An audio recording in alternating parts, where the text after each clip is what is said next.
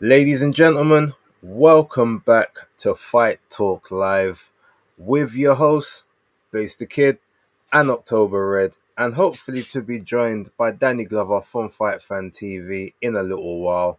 And you never know, maybe the infamous Maestro might pull up as well. It's one of those weekends, anything and anything can happen. October, how are you? All right, all the better for seeing you. Good morning, happy Sunday. What a weekend, base. It's been a very interesting weekend, and there's a lot to talk about. So I think the best thing to do is just to talk about the main, big, bold Wembley card that we just experienced. You was there live for the majority of the night, from what I understand. Just give me a little. How was the vibe? How was the energy from what you observed? I thought I was in Ukraine. Okay. Heavy Ukrainian support, and I mean that in a positive way. They came out in numbers, wearing flags. Even certain members of the media, I saw donning a couple of Ukrainian flags, so you could see that the support was there for obviously Alexander Usyk. Um, the arena started to fill up quite quickly because it's so big. Everyone was scattered to start off with, so early doors. It looked if there was a lot of people there, but because it was spread out, obviously it looks more spaced. But as the fights went on, even before like the main events, the arena really did light up. The vibe, it's like football. There's just so many people there. The cheering's there, the atmosphere's there. It was a real good vibe to the night. Definitely enjoyable, warm, British boxing as we like it. Even though we got donned again by the Ukrainian master of boxing. We'll get to that. We'll get to that. One thing I do want to talk about just before we do, there was a lot of criticism, both online and I think maybe some people may have mentioned it to Frank at their peril as well, about the undercard. Now, we know the Riyadh season and the ring cards have kind of skewed what a lot of people feel a good undercard should look like these days. But watching the fights, so just forgetting the names, just watching the fights, how did you sort of feel about the undercard? 'Cause I didn't actually get to watch any of them except the Akoli and part of the Lapin fight. So what was it like in the Yeah, arena? the arena was quieter for the undercard fights, not including obviously when we got to Akoli. Um, you'd base, you know what I'm like. I like to watch boxing. It doesn't necessarily have to be glitz and glamour and the top names. And you're right, because we've been spoilt by certain, the Riyadh season, and because of the ring, we're spoilt now. We demand. It's like, how dare you have the audacity to put on this? What some people would say is a subpar card. Um, I enjoyed watching the undercard fights. I wasn't really taking much notice of what other people were saying. I was so far up, you're not really going to hear like the punches or anything like that because you've got the mini screens. But yeah, I'd say I watched it from the 7 o'clock fights. I watched a little bit of Adam Hamid's fight, just a tiny bit. Um, I know he was originally trained by Daly Perales down in London. Then obviously he went up to Jamie Moore, so he's with him now. Watched a little bit of that fight. We'll see what happens with him in his future. But I watched it, say, from the 7 o'clock fight, which was Dakers versus Serenko. And then I watched the Lapin versus Lewinson fight, which I couldn't get into that at all. It was I Messi. just I just yeah, it was messy, so I just couldn't get into it. I couldn't grasp it. Obviously Lawrence Okoli, I was impressed that he was boxing. He wasn't. It was almost like Lorena was doing most of the clinching, but we can go into details. But I don't mind. I'm not one of these that's going to start screaming from the rooftops how horrendous this is, because I just find it really disrespectful to the fighters. And I'm the one that has to go and stand in their face and ask them questions. I'll tell them what I thought of their fight, Hmm. but I'm not going to stand there and say, "Oh, you're rubbish," or "You're not worthy to be on that card." When you saw the purses for the top end, you know what they were paying out to the big boys at the top. Where does that filter turn off, base? No, I mean, look, I hear it, but to push back, because we're gonna have to have a little bit of dialogue here. Mm-hmm. I think that if you like, for instance, this isn't just our subscriptions, okay? We have the subscription plus we've actually had to pay pay-per-view on top. So in that True. instance, I feel like as a consumer, we then have an additional right to be critical because we've had to pay more. So, and then, they'll say, well, you really paid for the main event, everything else is garnished. That's what they might say. But when you have a meal, you don't just pay for the steak, right? You have the You pay for the fries on the side service. or the Mm, rice. You pay for the it's a entire package. experience, and that's the point. So it's like if it's you say, okay, you got a brilliant main event, and then everything else is either substandard or lackluster, you're still going to be like, well, then I just want try, then more. just have the main event. Don't have anything else. If that's the case, I think some people would rather see that. They'd rather just get there. Like when you go to a film, for instance, you go Yeah, to a film, they have all the trailers, but but you're there like for the main that, event. yeah, but it's just one thing there. Those Who aren't would you trailers. put on the That's card then? Seriously, base. If you was going to build that card, no, look, we can't have Moses and Dillian because they're gone. So Mhm. out of the fighters that they could have, who would you have put on it to say have built a better card? I can't lie. I think Ajit Caballero should have been on that card. He Yeah. hasn't fought since last year. Mhm. Like he's a person, and I don't think he's earning super duper money at this point. Mm. Zhang, he's still about. You could have thrown him on there. I'm pretty sure he would have been happy to be on the card like that.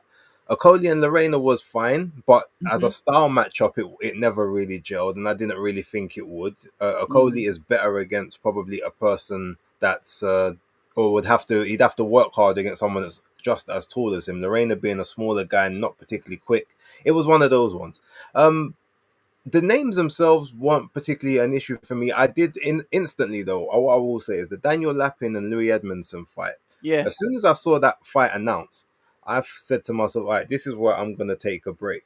Both guys have skills and whatnot. They are talented, but you see the fights, you see the lack of knockouts, and you see their previous bouts, and I just knew that would be a fight that just wouldn't gel. Mess it. I Yeah. think I think more so than like the names of who's on the card, it's about making fights now that where the styles they're going to complement each other.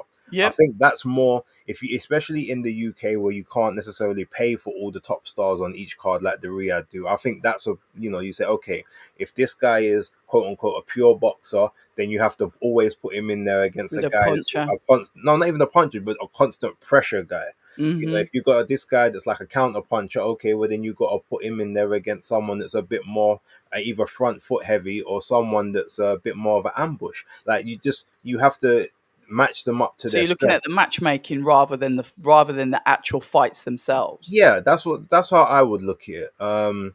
Obviously, Dacus and Serenko was different because that was like a last minute replacement. Shout out to Solomon Dacus. He got a victory which I wasn't expecting in No such a one was. dominant, Did you hear the not in such a commentary? dominant fashion anyway. Like you might have eked it out, but not a 99, 92, 99, 91 type fashion. Did you hear the commentary on that though? No, I They didn't. definitely didn't want him to win. Well, I mean, That like you. This is what I'm saying, and we'll go on to that with the Daniel Dubois. You can hear the one-sidedness because obviously, as a commentator, I need to. If I'm not watching it, if I'm hoovering the floor, if I'm doing whatever, mhm. I need to see through your mouth, and I'm not. See, I'm not. That's happened a couple of times now. But yeah, I mean, look, that being said, Serenko is the Queensbury guy in that sense. He's the undefeated one. He's the Ukrainian. So it's not right, but I can understand why they would probably put more focus on him, especially with Dacus being a last minute replacement. So it's not like you kind of expect it to be okay. He's the also ran in that scenario, mm. but like I said, congrats to him. Lapin got victory. Some people not sure What if did he you should have got think? that. Because I didn't see the first four rounds. I saw Yeah. like the no, I saw it from the fourth round onwards. Mm. And from what I saw, Edmondson looked like he did more from there, but I didn't see the Mhm. first three. And Lapin did come back towards the end. I wasn't scoring it. I wasn't taking notice because I'd only started my stream from Okoli, Lorena Okay. upwards. That was my plan. I said I'm not Fair suffering enough. through the rest of this. Um, but Yeah, I mean, look. Luckily, I didn't see any of the undercard apart from the chief support and the main event, so I was quite happy with that. And then Hmm. obviously, I moved on to the rest of the week. So we'll talk about we'll talk about chief support in a moment. Just want to say thank you to everyone who's watching. We're not gonna have time to go in the chat and the messages, but I have seen a couple of them, and it's just a yes, we are very early this week, but that is all because October is celebrating family and her son's 18th birthday today. Happy birthday to him. It's a big time, and she had to do it early because they've got a lot of stuff planned. So we're gonna suffer through the tiredness on this one because October's worth it. Oh, you're too kind. My son's worth it, yeah. But yeah. Well, him as well, but you mainly because we don't know him. Okay, so yeah, look, Okoli. Now he did very well in the fight. I scored it a lot. I feel like a lot fairer than the judges did. To be totally honest, I think there was like 100-90 card. There was a 99 Yeah, to 91, and I think there was a no. There was two 99s to 91s, and then 100 to 90. And I thought that was a bit wide. I had it 97, 93 Okoli. I gave Lorraine 3 rounds. yeah, What I will say though is Okoli again. Now granted he looked a little better on the scales this time, but coming in at 262 pounds he's again. Last heavy. time it was 265. He when he was walking in, it looked okay, but as soon as he hunched over, he just went straight into uncle mode, and I just think that is too heavy for him. He you could see that his engine. He didn't really have to snap on the punches after like round two. I don't know if it's just me. I just feel as if he needs to be in sort of that 240s Yeah, range. yep, yep. Um, the legs, I don't feel like the legs properly support 265. But that could just be me. What did you think watching this performance? Um, I do think that is a good match with Gallagher. So shout out to Gallagher. First and foremost, like I said, it's no secret what he's going through at the moment. Treatment, he's not well. Um, but the way Okoli is with him, I think it's a good matchup. I think he's helped develop Okoli back into a boxer. I agree with you about the weight. But and this is, you can shoot me down now if Team Coley are listening to this. I think there's a bit of a hindrance to the fighters when they live abroad and they only come back to training when it's for a camp. Not to say that they haven't got that strict camp regime. So there's ideals that your home comforts, whatever it is, and you may not be training because boxing, you got to be training all year round. So I do believe that he focuses when he's in camp, he's on it. But I believe that obviously, he's a businessman. He runs his own business, which is in the food industry, and I just think he really needs to balance the two and just tighten up his the way that he eats, because I do agree he could be a more leaner heavyweight. But as far as his performance, he boxed well. I expected more from Lorena, which is a credit to Okoli, because Okoli clearly was just disrupting his work and not disrupting it by clinching, but forcing Lorena to clinch. So I'm happy. I'm happy for Okoli. I want him to do well. I just want him to just tighten up a little bit and potentially just get some kind of regime in place when he's not in camp. And this is me just looking on the outside. I don't know what he's actually doing, but I just need him just to just tighten up a little bit. Well, look, to be fair, they were both clinching, but Okoli did a good job of doing the Chris Billum Smith, the clinching, but making it seem as if it was Lorena. But then Lorena, when it got later on in the fight and those Yeah, body shots were starting to sink in, then he had to hold to try and get his breath. And then Okoli was making the most of that. So it was a very, like I six to said, a one very half. messy Yeah, fight. It was a very messy fight.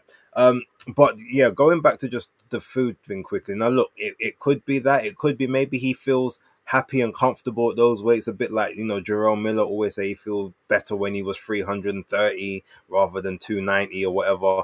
Bacoli's, feels better at the bigger weights and stuff. Some of them, maybe it's a mindset, maybe it's a like a cultural thing as well, possibly. maybe.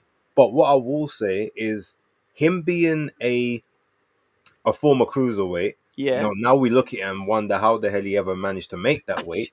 But that aside, coming up to heavyweight, his whole thing was, I can be quicker than these guys. I can hit just as hard.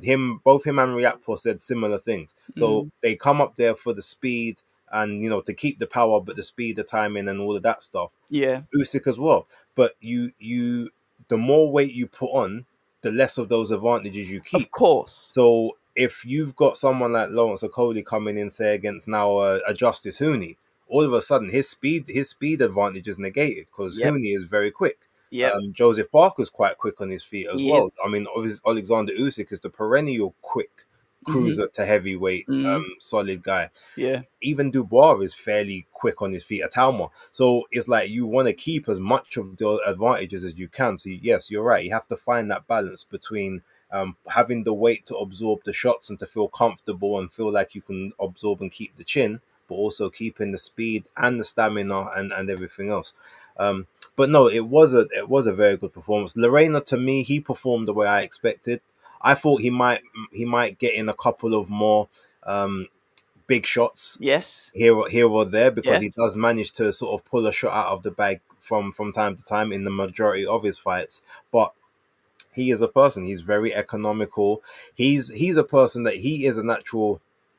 He's a cruiserweight that basically bulked up. He's a Mhm. bit like Oscar Rivas. Mm. They don't have very good work rates because they're just muscle bound with a lot of extra size to try and compete with the the bigger guys, and they have to conserve energy and they're always worried about sort of blowing the gas tank. And I Mm. think Okoli was able to just sort of blow him up a lot earlier in the fight, especially with some of the body work and the fact he could keep him on the outside of the jab, and then as Yep. soon as he gets on the inside, clinching, grappling, leaning on him, with that big 260-pound frame. It was one of those type of fights. So, but Okoli, he keeps his interim Yes. WBC title. Yep. Um, is he the interim, or is he? He's Yeah, he's the interim. He's the number one, he's a and number one. Yeah. yeah, he's number one. He's got the silver title, Yeah. and Caballero's got the interim Interim. Yeah. championship at the moment. So yeah, look, that was the chief support, but we were all there for the main event. Now this, I mean, look, for me personally, Yep. I had no hesitations. I had no doubts about how it would play out. I predicted that Usyk would stop him quicker than Oh, he did did you? last time, but I said it would be. I think I said seventh round.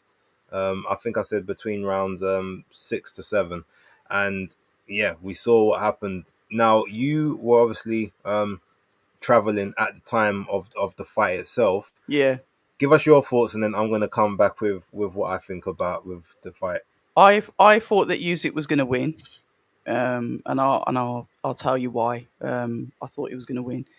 There was a anger in him that I hadn't really seen with him throughout all of his fights. From when I was there at the initial press conference when the second fight was announced, there was almost a frustration coming in from Usyk. Me, I look at the psychology side of stuff. I always do, and I saw this like new demon that was in him that was ready to come out. I saw Daniel Dubois obviously grow through his experiences. Um, and I will say this out loud: I just didn't like I don't like the way that Don Charles has been like out. He got nudged. I don't know if you watched. He's like just there's just no respect for Don Charles. Um, Whatever that they might have going on in camp, and obviously I'm not privy to that. And there's always two sides to every story, and then the truth. I just saw a difference in Daniel that I don't believe would have benefited him when you're going back into the corner. No matter if you're twisting your head out the ring to listen to your father or what, you need to have that respect there for your coach because at the end of the day, they're going to try and help you get through the fight. So I did believe that Usyk was going to win. However, I said it would probably be points. I just thought he was going to box rings around him, as he does. Even though Usyk quite rightly said, accurately said, "I'm going to stop him," which was something that he doesn't usually say either. So you could take that either way. Is he getting too emotionally involved? But yeah, he had a purpose. He stuck to it. As the fight went on, I thought Daniel came out quite well.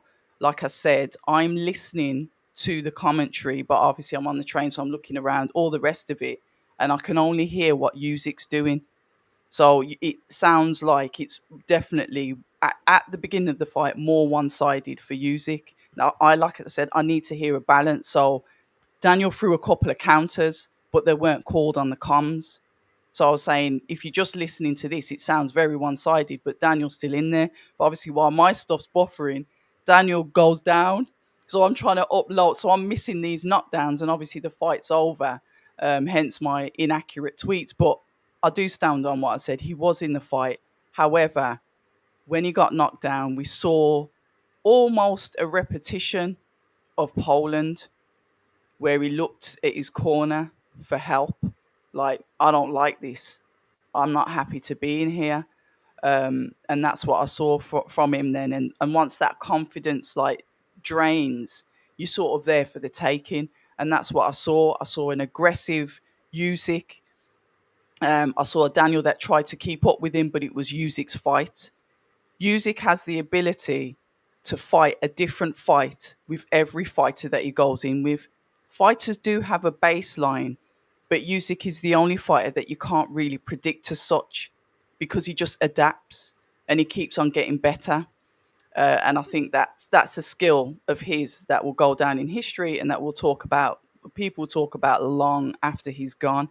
It was a phenomenal fight. Yes, he did get the stoppage. He is now 3 times, and he's done it 3 times, well, 6 times against the same people that he's gone in for rematches. So a phenom, a phenomenal talent. You know what? I have to disagree on one thing. Mm-hmm. Obviously I watched the fight. I watched it twice. I watched it Mm, when I was watching it live, and I've just watched it back just okay. before this. Yeah. I don't think Daniel was in the fight at all. Don't you?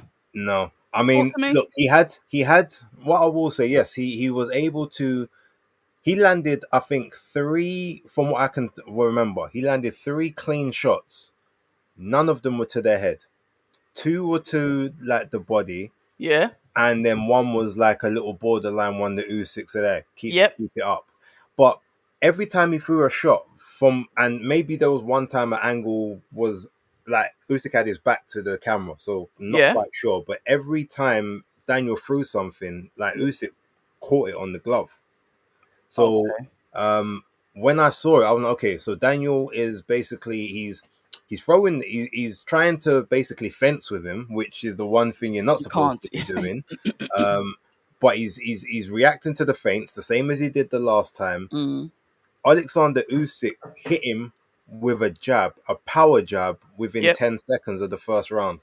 As soon as that happened, I said, "Oh, okay, he's got a range even quicker than he did in the first fight." I saw it from there, and then from that moment onwards, Daniel was basically fighting against the tide, and it was even to the point, to me, there were certain moments where Daniel had an opportunity to throw a shot, whether it would land or not. But he had that opportunity, Hesitating. and he hesitated. Yeah. And because I he agree. hesitated in that moment, Usyk, Mm. with his speed, his guile, and his agility, was Mm. able to spin out of the corner, Yep. possibly, or to move angles. There was a couple of times, literally, Daniel's right there.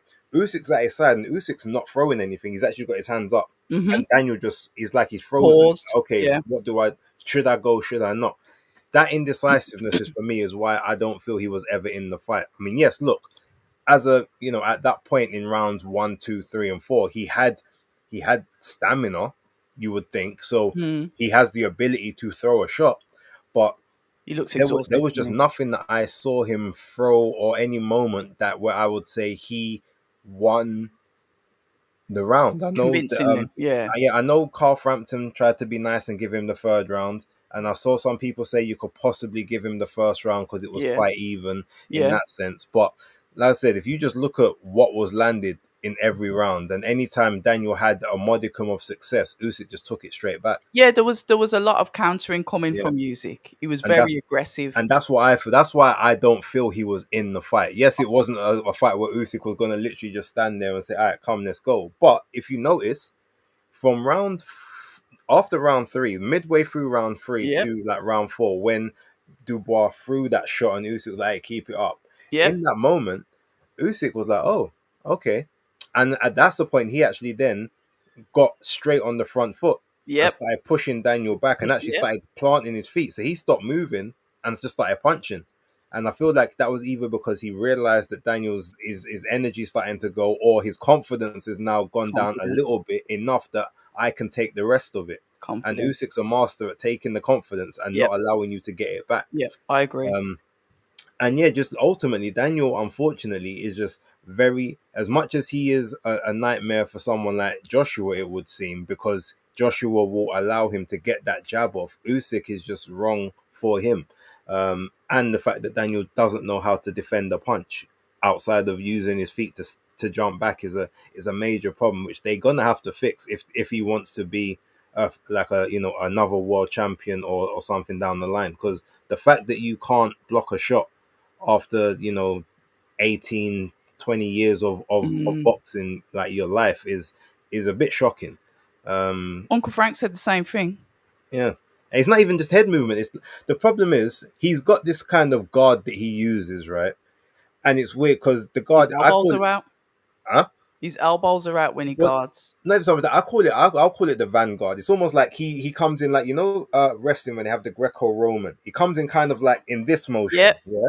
Yep. But the problem is when he does it, it works against an orthodox person because you're parrying their backhand Mhm. with your lead hand and kind of making it go past your Mhm. shoulder. Mhm. Mhm. But when you're fighting a southpaw, because they're Mm-mm. from the other angle, your hands are still in the wrong position for them. So when he tries to do that, Yeah. Usyk is already around that guard because the placement's in the wrong way, and Daniel isn't like clued up enough or adaptive enough to realize, okay, I've actually got to switch it, so I should be this way rather than Mm. this way. Mm. So it's one of those ones, and then yeah, just those up jabs, just the constant jabs that were just landing at will throughout the fight, and then Mm. the fact that the backhand was coming in a lot earlier than the first fight, it all made for a recipe. Yeah. And at that point, I was just like, oh, I can't see it going the distance. Now, admittedly, I didn't think 5 rounds. I thought it would be a little longer than 5 rounds, but Usyk kept on putting up the 6 sign. well, what he I was, don't know what that was for, I but think I it was thought he it was saying 3 times. He was basically saying 6 opponents, three but times. three All right. times I thought undisputed. it was predicting round 6 when I No, saw that. that's how I thought it was. Yeah, he was saying 3 times Mhm. undisputed, six Brits or six Yeah. Yeah. champions or Fair whatever. enough. I knew there was That's some kind of symbolism with it. yeah. But no, look, it was a masterful performance. I Mm. was a little concerned about one thing in rounds 1 to 3.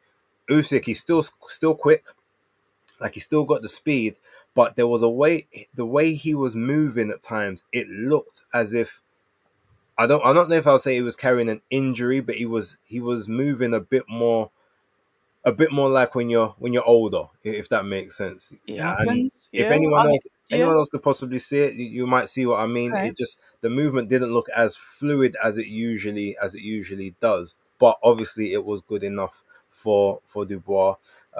Big congrats to Alexander Usyk, the Mhm. greatest of this generation, no discussion, pound for pound number one. No one can really question that at Oh. this point. Um, but let's talk about after that because the fight was what it was. We Mm. both got it right to varying degrees. You saw what transpired after the fight in terms of in the ring. Mm. Ade's asking him, okay, what are we doing next? Who's next? He's given out some names. There's been some interesting people. Jake Paul showed himself in the ring. A few other people. Like, what was your thoughts on the aftermath and who you think he should go to next if he's gonna have that final fight? I think he's in the position to choose to fight whoever he wants, first and foremost, because he's over earned that how many times. It almost feels rude of me to suggest who he should fight. So I'm going to leave that up to him. There's loads of fighters that, want a title shot. Joseph Parker, I think, is at, the top of the list, in my opinion. He wanted to go for the IBF anyway. Obviously, that didn't happen. Joseph Parker's kind of like lingering in the background, waiting for his opportunity, as is Ajit Kabayel, whatever. Um, when it comes to Usyk being like the Don of all Dons, I just found it extremely weird that Jake Paul was even allowed to get in the ring and face off with him. Look, I like Jake Paul. I like what he's done with Most Valuable Promotions, the way he really made Amanda Serrano into a star, the way that he's pushed through on Netflix. I have nothing but respect for his business acumen. Um, but Usyk is special, and as a fan of the sport, I just didn't like that. I just didn't like it. And Usyk humoured it. I get it. He's that kind of guy. He's had the mic snatched off him by Anthony Joshua. He's had, you know, before Dubois coming to him and like says, "Where's my goal? Where's my goal?" when he was supposed to be fighting Parker. So it seems like people like to try and mug this geezer off until he gets him in the ring, and then it's a different story. So that's the only thing that I'd say I wasn't keen on. It's there's there's a pecking order when you're at that level of boxing, and I do believe that I understand it's a money fight. It's all about the money now, but I think Usyk's a little bit more than just about the money. He's about legacy. He's about working his way up through the amateur system, through the professional system. He's done so much. I just think we should show him a little bit of, respect. But he can choose who he wants to fight. So if he wants to go in there and fight Jake Paul, who am I to argue? If he wants to go in there and fight Joseph Parker, who am I to argue?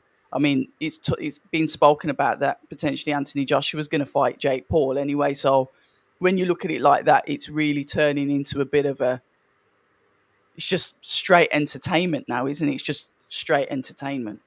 Well, I mean, look, with regards to Joshua and Jake Paul, I mean, let's be honest. Anthony is towards the end of his career. He's made no secrets of that, nor has Eddie. And they've also said that that fight, if it was to happen, would happen toward at the back end of 2026. Mm-hmm. So I guess you could, it's a ways away, but as a way to build up, you sort of build up a little bit to it. It kind of makes sense. They do it, in like WWE and stuff. Sometimes you just put out little nuggets from early and then you just kind of let them organically grow in the background. So then when you get to like that WrestleMania season or a year or 2 years down the line, all of a sudden now it's big because you've done all the background and the work. So I'm not necessarily mad at that. Look, in terms of Jake, I didn't even see the Jake Paul face off thing until later on in the night. I think it was just a bit of fun in that sense. I don't think Jake necessarily took it serious. I don't think Usyk took it serious. I know that obviously I hope not. I know that Jake is very cognizant and aware of the fact that both him and Usyk share the same birthday, as well as Muhammad Ali. Interesting. They're all on the January the 17th, all I didn't know that. Capricorns. So shout out to us Capricorns. Oh, you just had to throw that in there. I mean, I'm just letting everyone know. Just had to throw it in there. It's the reason. I think we should have a day for you. We should have a special day for you. We should do. Capricorns, January the 17th, guys. Put it in your diary. Let's make it like a public boxing holiday for excellence, right? Is that good enough for you, babe? I'm just saying, if you're a Capricorn, you become undisputed. It just happens. It's Josh Taylor, the undisputed. I'm just saying. Is he the same birthday as well, or just a Capricorn? No, he's a Capricorn. He's not the same birthday as them, but yeah. But no, I'm just saying, look, in general, maybe it was just one of those things. It was a friendly thing. I don't think that they're looking at that in any serious manner. Maybe I'm emotional. Maybe, but you've got a right to be. It's a valid criticism. In terms of Usyk and who he should fight next, personally, I'd love him just to retire now. Like, there's no reason for you to fight on, because ultimately, at this point in time, you're not fighting for anything else other than to lose. And when I say that, I understand what you mean. Yeah, I mean that you've got nothing else that you can achieve. Like you can't go back down to cruiserweight to get undisputed there again. Yeah. If anything, maybe because there's only 2 belts, you're in that weight class anyway. You could go down to Bridgerweight and fight Kevin Lorena for his WBC Bridgerweight title, and then the Super Cruiserweight title at the WBA, to say maybe you're undisputed in a 3rd weight class. But outside of that, there's nothing really for you to gain apart from money and the L on your record.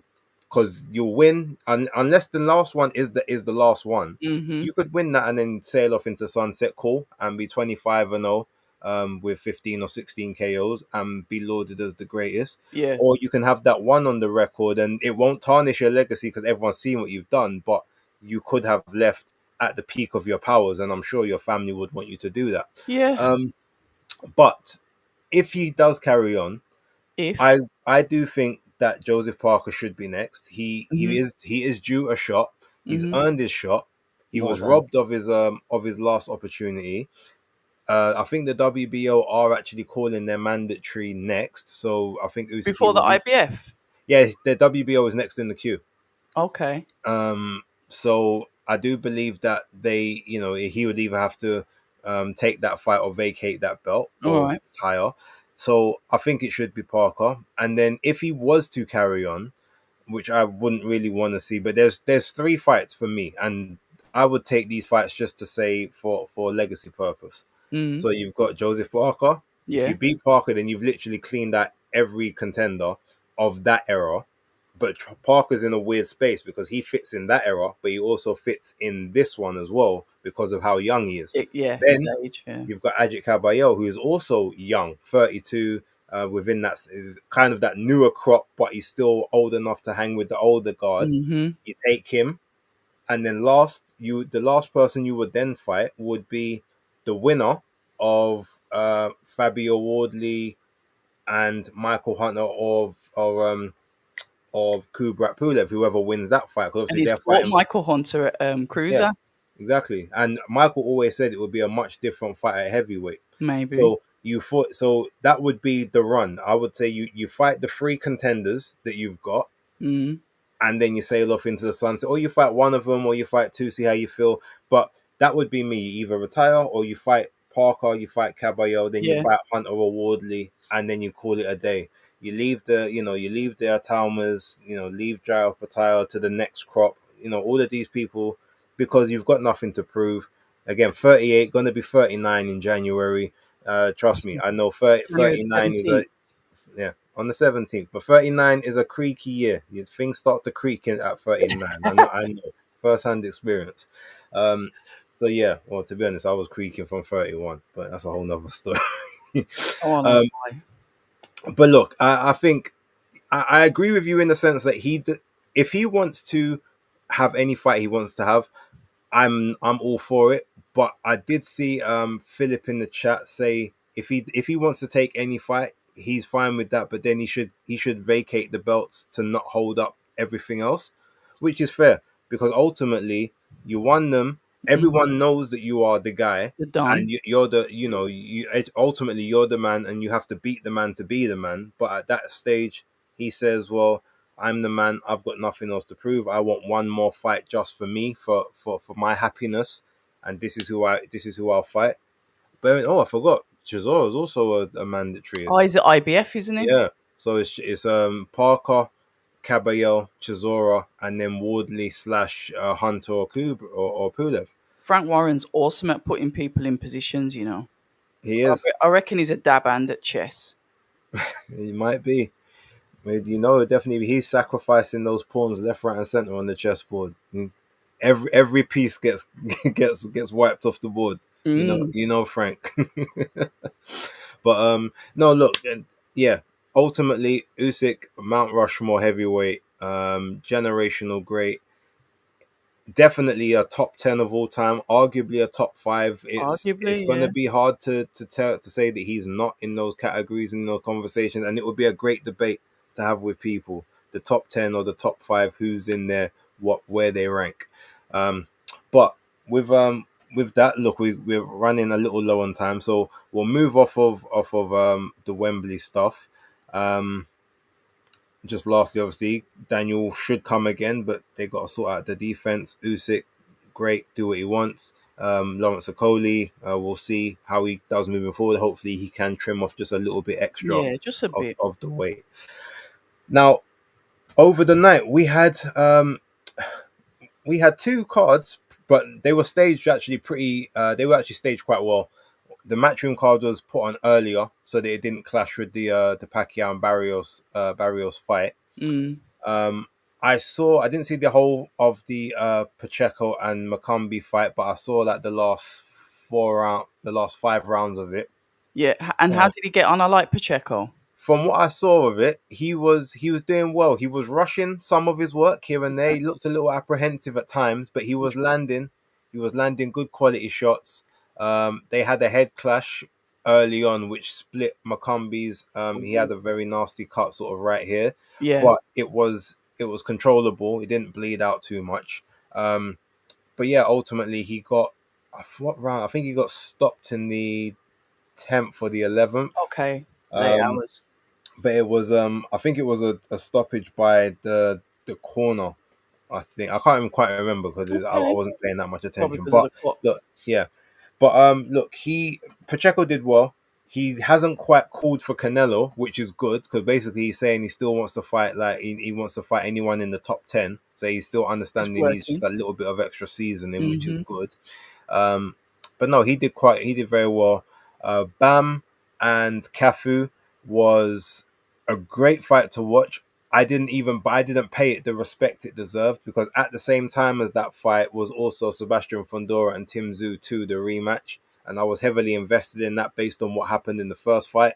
So I was kind of back and forth. I was watching one on the TV. I got one on the phone in front of Mm-hmm. me. It was when I was even trying to do commentary, it was like, okay, forget the commentary, just talk what you see. Um, I'll talk Fundora first, seeing as that was like a chief support. It's Fundora and Tim Tszyu.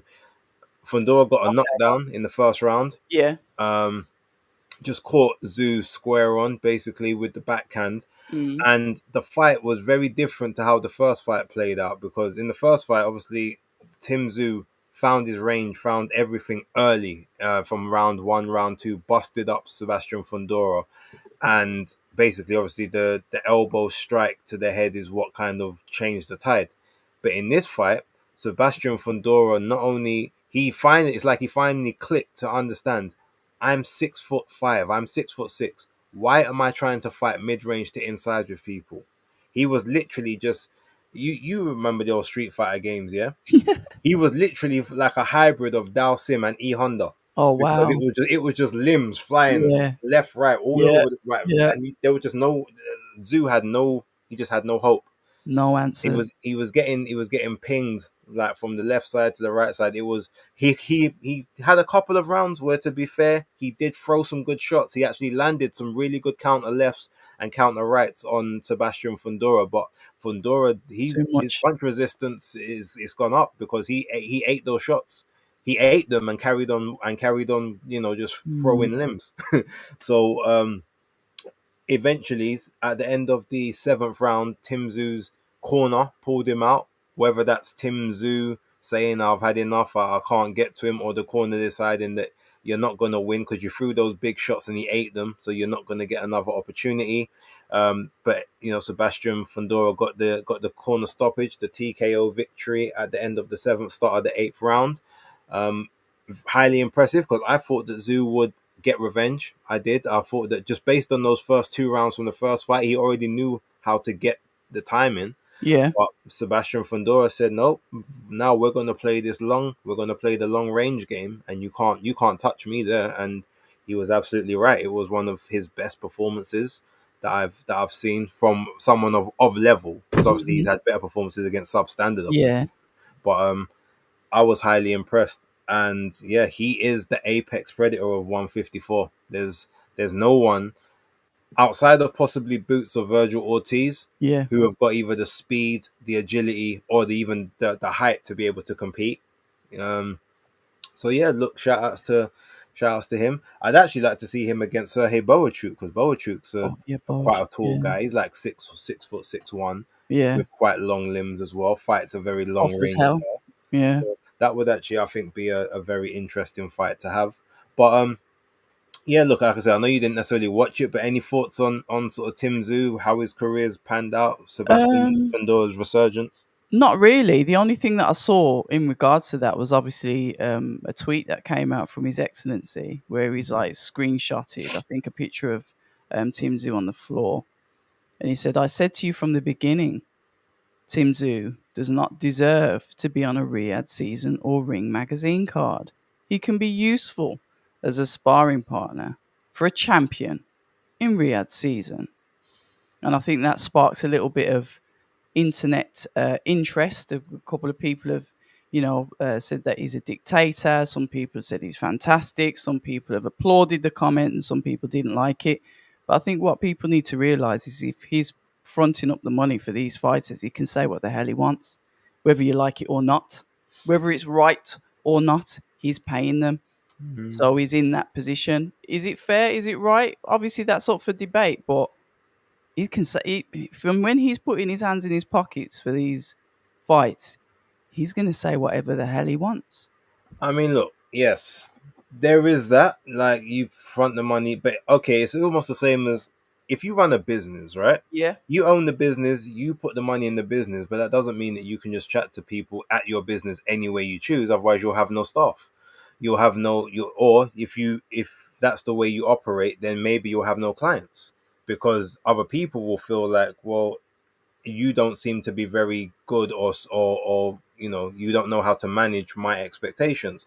So in that sense, what I will say is I feel that Turkey needs to be careful, because as much as people love him for the fights that he's putting on, and he is putting his hand in his pocket and giving us great fight nights, which we all want, Mm. there is certain levels of arrogance, maybe narcissism, some people might say, maybe even just like nasty streaks that some people have noticed, or they feel like if you're supposed to be of royalty, right?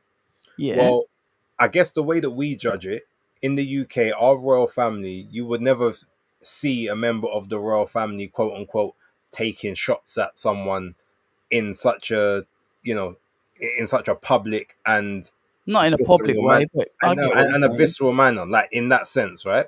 So that's how you kind of expect people to conduct themselves. Now, in the US, is a little different now because you got Donald Trump in office, but prior to that, Barack Obama wouldn't have said something like that. Neither would George Bush, or Clinton. There's ways that you communicate these things. Now, I understand obviously him and Tim Zoo have a beef from before because Tim rejected him and he probably feels a bit like a jilted ex. I offered you to come to Riyadh and you told me no, America's more important, etc., etc. So I guess now he's got that little bit of a vendetta. But I just feel a case of maybe have a bit more Decorum. class, decorum and class. Like you're a high of regal standing. You don't have to quote unquote stoop down to the Twitter wars with the rest of us. Like But he did that's it the other day with Ariel Hawani, well saying that as well. basically, yeah, I allow my fighters to come on your channel. Yeah. Know your But place. again, even that, it's like, I mean, to be totally honest, look, Ariel he'll get his opportunities. He's not really, he's not going to be He's too not worried desperate for about a that. job. Yeah. But I feel again, it's like one of those things. There's too much. You've got to be careful about the throwing your weight around, because eventually people are going to rally back, and there will come a point where your money. When they say not all money is good money, there Mm-hmm. will be a point where maybe people will start to think this ain't worth it. Because if you want me fighting every 2.5 months against the toughest opposition, no breaks, no rest, you're announcing my fights with next people if I'm even in the ring with this person. Things like that is disrespectful, and that's stuff that you because obviously it maybe comes from a culture where like we do things now and we do it on our time and you adhere to it, and that's the culture. The rest of the world doesn't quite work like that, and you have to, if you're going to work with the rest of the world and that's what you want to do, you're going to have to assimilate or tone down. Do you think that? Yeah, yeah, and I get it, but I just don't think he cares. That's it. And again, like I said, if that's the case, cool. I don't have any issue with that in the sense, but I know where it leads, where it ends. Because Mm. ultimately, you can get the same way that Anthony Joshua was the biggest thing in heavyweight boxing, and two other boxers who were nowhere near as good as him in terms of their public perception and Yeah, their value, intrinsic yeah, value, managed to freeze him out of the picture through a narrative. yeah. There is ways that people can do the same thing with Turkey Al Sheikh if he's not careful and if he rubs the wrong people up the wrong way, because he's got money, yeah, big money, like stupid money. But you know what they also say in America and in boxing and stuff like that, old money always wins out. So those people that have been Interesting. ingrained in that foundation from the day one, Yeah. you never get rid of them. You can't beat them because they're entwined in the fabric, Ingrained in it. Yeah. and you can't get through that. So again, you just have to be, I would just say, be a bit more tactful, be a bit more, understanding, or just show a bit more class, because you clearly have it. We've seen you be classy before. But he's a fan as well, so I guess as a fan, he's got a right to say what he wants to say. Cool. I'm just saying there could be No, I repercussions, hear it. but I yeah, hear it because as a fighter, I'd sit there and I'd just be like, "What?" yeah, That's what I mean. That's why I'm quite. I'll reserve sometimes my thoughts because I just think it's disrespectful. Um, because you having a couple of bad fights can make you look absolutely horrific, and that's not really who you are. But you're open to like public scrutiny, like getting slated, turned into a highlight reel, a meme. You know how it goes in boxing. It's an extremely brutal sport. So I guess from inside, you would expect to have just a little bit of support towards that. And if you don't get on, you don't get on. Just leave it, move on. But yeah, it's that's the only thing that caught my eye about Team Zoo because no, I didn't get to watch that fight. sure. No, I mean, look, just lastly on the zoo part, so Mm, forgetting Turkey, and again, a big up to them and the the whole no pay-per-views for Riyadh and ring cards. We'll see mm, what the other we'll see what the other repercussions of that are, but ultimately, considering that we've been having pretty much a pay-per-view every month and a half at this point, sometimes mm. two in the same week, I Yep. don't mind if I get a little bit of a price hike, but everything else just comes with it. um but Tim Tszyu, look, he unfortunately, like career, he basically ruined his career from taking the first Fundora fight on like 5 days notice, Yep. and then having his team not pull him out of the fight Yeah. after the first two Oh three yeah. rounds. Everything just sort of went to pot Yeah. from there. Downhill. So and then going straight in with Murtazaliev while not being fully healed, and recovered mentally. It's a sad drop off. He went from that number one guy, heir apparent at the division, to Crazy, now isn't it? feels like almost a glorified gatekeeper. It's so crazy. And it's not nice. It's not a nice place to be. But hopefully he can get himself to some level of success again. And maybe, you know what? I know his whole thing was, I need to conquer America because that's how his dad did it. That was the old school. Maybe you just need to go back to Australia and be a massive star in Australia like you were. That grow that market. Be the beacon that shows Of your Australian country, boxing. yeah. The same way you've got, big Japan boxing, you've got like the UK boxing. They've even got a platform sort of like in sort of Turkey and Spain and these places now, sort of starting to build up. Some African regions are doing their thing. Like, you be that champion for Australia. And sort of help to grow that. That's how I would kind of look at it. But Mm. yeah, look, so quickly we'll go on to sort of Bam and Cafu. Now, I've watched this fight again. I was watching the two of them back to back. It was a fight that was sort of very, very cautious but very skillful and tactically astute in those first couple of rounds. Um, Cafu was on the back foot, but he wasn't running. He was basically trying to post up towards the corners and counter a lot, Yep. which allowed That's what Bam I to be saw. sort of first and third in a lot of the exchanges. A lot of it was tapping gloves for most of them, but there was a lot of good body work from both guys. Cafu had some successes, but it felt like every time he was countering for the point of view that he wants to try and basically catch Bam with one shot rather than he's trying to actually win the rounds. And I feel like that was Okay. where his downfall was, because he was accumulating punishment, I guess, Yeah. thinking that his power will get him out of there in the end and staying competitive.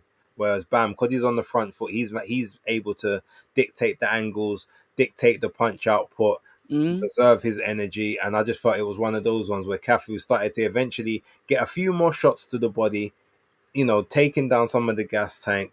It's starting now, all of a sudden, some of the shots up, so they are slipping the guard a little bit. They're not getting through fully, but they are touching enough that now you're starting to feel them. It's getting later in the rounds. And then round 10, he gets caught with a sweeping left hook, as he was coming off of an exchange. Yeah. Takes it, sort of wobbles him, wobbles him quite badly at that point. But he's Mm. on his feet. He's managing to duck, dodge, and evade certain shots, but he's getting caught with some. He manages to hold on, ends up falling over with Bam. Both of them, And yeah. yeah, he pulls him. He falls over. He pulls him down with him. Their tangled legs, and then just as he gets up, it looks like the doctor is waving the white towel at his corner. And I was wondering, I looked at it like, okay, I know the shot was a bad shot, but he looks like he's still lucid. It looked okay. He said he wanted to carry on. He turned around, obviously sees it, referee waves it off, and he's distraught. He's upset, emotional at that point at being stopped. Yeah. I mean, I know you only watched the highlights of it, but what did you kind of think of the performance? And Bam has managed to beat the "I've got the next fight ahead of me" curse, so he is going to November against Puma That Martinez. yeah, that's true. I forgot about that, to be fair. Yeah. Clinical. Like I said, it was very. They were both thinking. You could see it was almost like a little bit of a game of chess. And I like what you said about Cafu just trying to get that power shot off. He was thinking, but instead of probably working with accumulation of shots, he was trying to like throw that left hook to the body, trying to hurt Bam, trying to slow Bam down because Bam is very like agile. Until Bam just went on the hunt like a vicious little monster. Is how what I'd call him, but he's just so skillful. He's really nice to watch as well. I do like his style. I like his aggression. I like the fact that he is on the front foot, that he can tuck up. He's sort of like got a little bit of that peekaboo style with how he is. But he'll, when you see fighters that run into their shots, but they're off balance, Mhm. he was running with his shots, but keeping a balance and literally on the hunt. His balance, you never see Bam off balance. I know what I mean because I've seen fighters overload. They start to fall into shots. Nope, he's chasing you, but he's chasing you with accuracy. He's a very, very accurate puncher and tidy. He's compact. He's not messy. Yeah, so congratulations to him. I saw the highlights, and not as much as you. I did see the fall and obviously the wave off, and Cafu obviously not happy about it. It's nice to see him protest because some of them just like, yeah, all right, yeah, thanks for that, cash the check. So it shows that his heart was in it to win. He didn't just turn up for the sake of it. And like you No, said, 100%. Bam's on to the next. He was definitely there to try Yeah, and win. But look, Bam is no again. He's another generational great. it's lovely, Um, lovely. at those lower weights, he definitely can be the next poster boy. Because Mm, obviously you need familiar names at those lower weights. They don't get as much true. attention, but Yeah, he you're is right. managing to bring attention to them. Him, and then by proxy, you get a weight up in Junto Nakatani. Sort of going up to 118, and then a new way at 122. So then they got a steady rise of people coming in those weight classes, and Bam is sort of head of the pack, or at least one of them at the moment. So good to see it. Only 25. He's got so many years ahead of him to give as long as he stays dedicated. Eddie's Right. really done well with him. Yeah, and obviously Eddie Really, didn't have really him. well He didn't have him from marketing. the start. But we also, as well as Eddie done with him, we also have to remember Bam was a last minute opponent to come up 2 weight divisions from light flyweight. So it's not like Eddie saw initially got him and was like, oh, like We're this is gonna the do next guy. this. Yeah, he came in, he just threw him in at last minute's notice, saw what he done. Oh, okay, well we'll sign you to a contract to see how it goes, and then it built from there. So sometimes you unearth the diamond, and sometimes they just Real. happen to fall in your lap, and Yeah, for that's real. what Eddie got on this one. Yeah. So I don't want to give him too much of the praise. But okay, moving on. Very last topic. Look, Manny Pacquiao versus Yeah. Mario Barrios. Now I know Okay. you didn't see this one. Nah. Um, Yes. I watched it. I scored it. There was a couple of rounds that basically there was a couple swing rounds in there. It was Mm. about, did you like Manny's little eye catching flurries, or did you like what Barrios was doing in terms of work? What I will say about this fight, Mario Barrios Mm. has cemented his place as the worst champion at welterweight with the performance, arguably the worst current champion, proper champion, not interim or anything, champion in male boxing right now. Um, and the only person who could possibly beat that is Rolly Romero. But I even think Rolly has improved. I was about to say Rolly's on I there. think Rolly's improved He's more all than right, man. Mario Barrios recently, Yeah. believe it or not. Mm. Here's one of two things happened in this fight. Mario Barrios is either that shit that he let a 46-year-old out the ring for almost 5 years guy come in and take 7 rounds off of him, or there was almost like an unwritten, unsigned agreement between the two of them that I'm gonna carry you in this fight, or maybe I might even sell my belt to you, because Oh, there's base. numerous rounds you will Yeah. see where Barrios has the opportunity to throw a jab, to throw a backhand. He does nothing. He's just up, looking, doesn't really do anything. There's moments, and then there's other moments where he throws a shot. The shots are legitimate, and Mm. it almost like, and Pacquiao looks at him like, why are you hitting me? Like, that's not a part of the script. He's looking at him. He's looking at the ref. What? He's stopping the Right, action. I'm watching this after. There's times where Pacquiao's in his stance. He Yeah. gets hit with a shot like to the body, or maybe Yeah. just on the top of the belt, Yeah. and he literally backs one step off, throws his hands down, looks at the ref like, what's going on? And it's very, very, like I said, it's either Scripted. Barrios is that shit, or there was some kind of agreement in place. Now, when I scored the fight, I scored it 115, 113 to Manny Pacquiao. There was a couple swing rounds in there, so it could have Mm. gone in either direction. The judges, and I predicted a Barrios win on points. I thought he'll kind of take Manny. He'll be competitive in the first couple rounds. Manny will win a lot of those, but Barrios will ultimately sort of get in, and he'll kind of do. He'll sort of get in, and then he'll just work and outwork him towards the end, and that's exactly how the fight kind of played out. Mm. So Barrios ended up getting one of the scorecards 115, 113, Yeah. and then the other two were 114, 114 apiece. So it was a majority decision draw. So Barrios keeps the belt. Pacquiao obviously doesn't get an L on the record. And they're saying, and Barrios said, I'm happy to run it back. I'm happy to do it again. So that's kind of the way it's looking at the moment. It looks like they will do the rematch. I'll have to watch it. You gotta watch it. Yeah, I'm gonna watch it after this There then. were some funny rounds in there. There's some very funny rounds. And Danny, lovely for you to join us, but we're literally about to stop the show.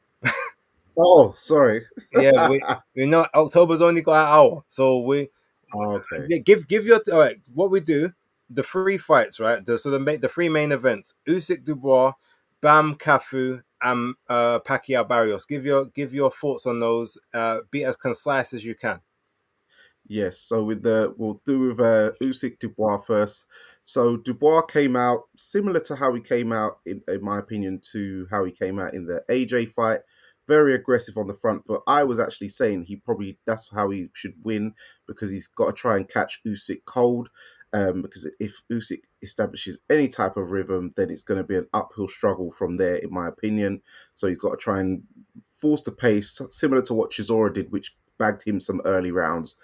But what Usyk is like, Usyk was ready for it. This was ready for an ambush attack. So anytime Daniel Dubois was coming forward, especially in straight lines, not moving his head enough, he was catching Daniel Dubois on the counter. Even though Daniel was landing some good shots, they were in round 4. He landed a good body shot. Usyk tried to tap lower, then realized, all right, it was a bit high, so I can't even cry about that one. So I've gone, all right, you can have that one. But he's managed to stun Daniel Dubois in there as he fell over his front foot.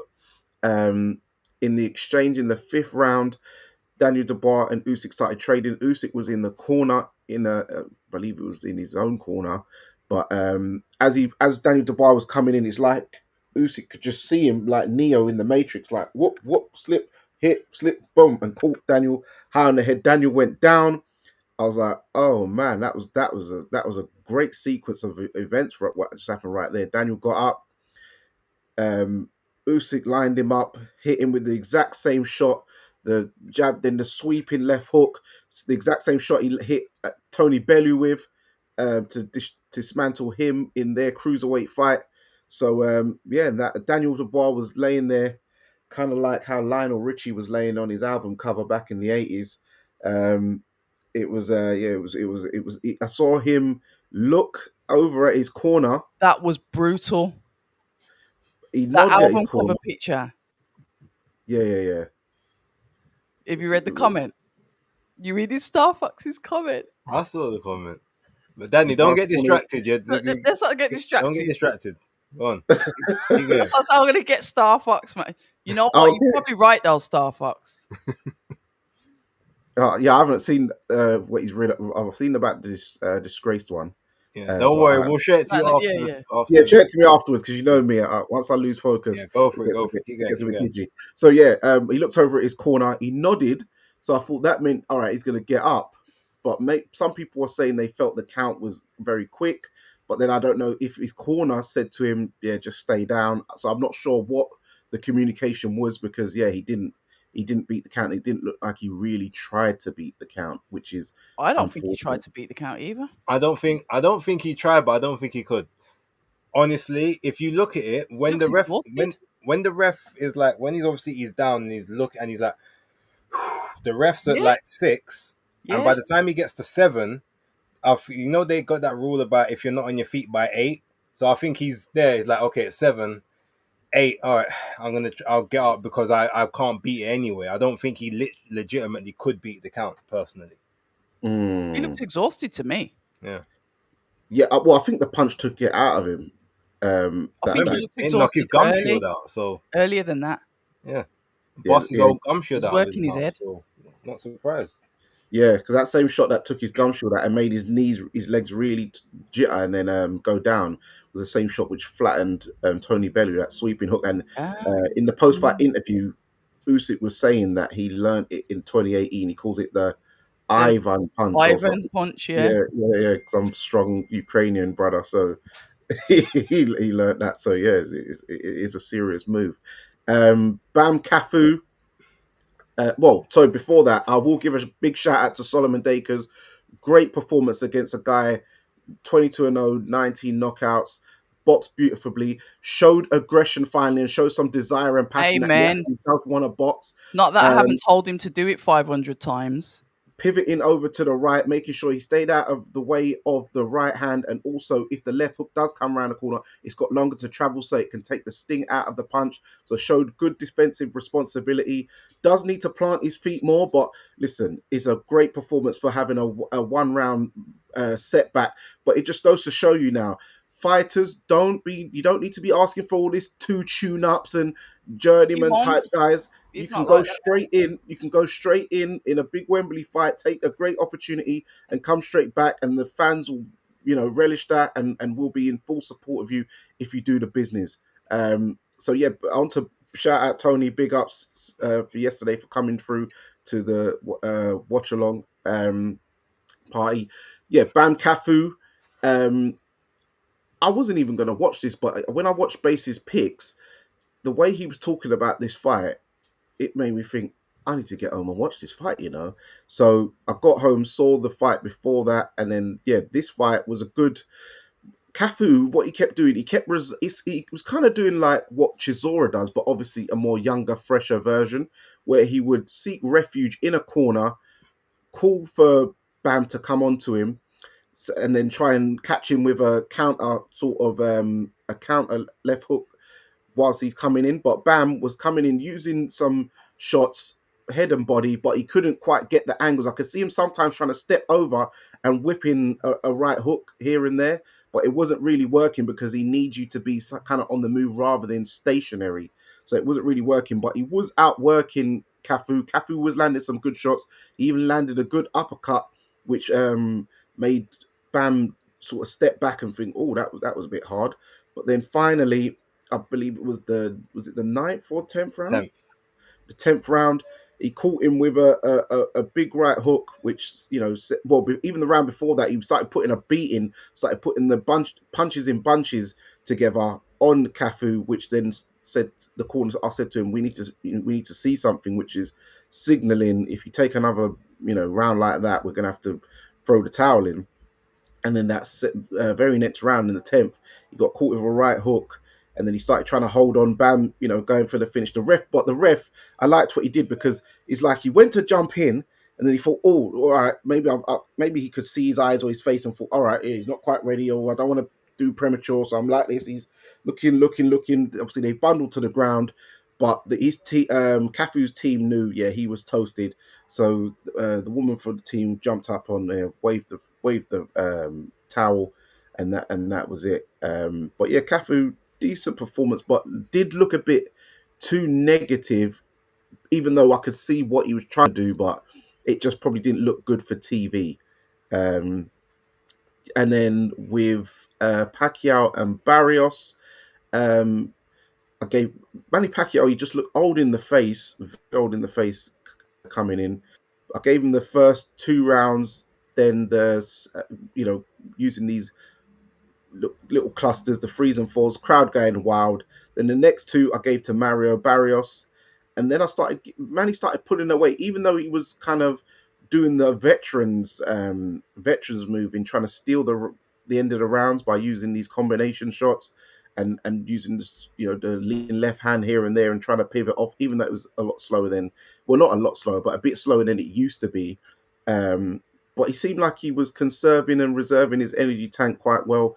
Barrios was very, his work rate just wasn't there for me. For someone I know, Mr. Azteca, he likes to come in and really dig to the body and have a real trade-off. He was just there getting hit quite too easily, in my opinion. He clawed back a couple of the late rounds, especially the last round. But I thought from about 5 to 10, I gave it all Manny. And I think I even gave Manny I gave the 10th round a draw round. I gave the 11th round to Manny, I even think, and then the 12th round I gave to Mario Barrios. So in the end, I ended up having it 116, 113 to Manny Pacquiao. And yeah, I thought that, in my opinion, I just thought Conor Benn is going to be kicking himself because he could have took this off of Barrios so easily, and he's going to let Manny Pacquiao get this, and then we're going to have the veterans of veterans world title fight in Floyd Mayweather. Because if Manny had got that decision, Floyd Mayweather's coming out. He's making a video tomorrow with all his belts on the table, looking at a TV screen, and doing the whole promo build up. But then they gave it 115, 130 as Bay said, and then two 114, 114 majority draws. But I do feel that Manny Pacquiao won the fight, and even though they gave it a draw, really it's a moral victory for Manny. At 46 years old, inactive out of the ring for 4 or 5 years, and still being able to hang with a world champion in this day and age. It just shows you this current crop of welterweight world champions are not in the same breath as a prime Manny Pacquiao and Floyd Mayweather, to say the least. So yeah, there you have it. Okay, well, look, ladies and gentlemen, we're not even going to cross-examine that. Thank you for your takes there, Danny. Apologies, we would get into it, but yeah, we got to dip out. It's been a pleasure, October. Enjoy the day with the family. Thank you very much, Danny. Glad you could make it in the end and give your succinct takes as always with your little punchlines in there. It's always fun, always a good time. Apologies that we haven't obviously put up any of the chat, but again, we just didn't have time to go through any of that. We will make it up in the next one. I'm not sure when it will be. It could be next week or the week after. I'm sure we will find some good work for you guys. But look, with that being said, thank you very much for watching. Don't forget to subscribe to all of our channels: October Red, Danny Glover at Fight Fan TV, Base the Kid, the Hardcore Catcher, even Maestro, who's getting free promo these days. Shout out to you, Maestro. Yeah, all of us, we do appreciate it, and tune into the X's and all the other content that we got going on. But with that being said, thank you very much. Peace.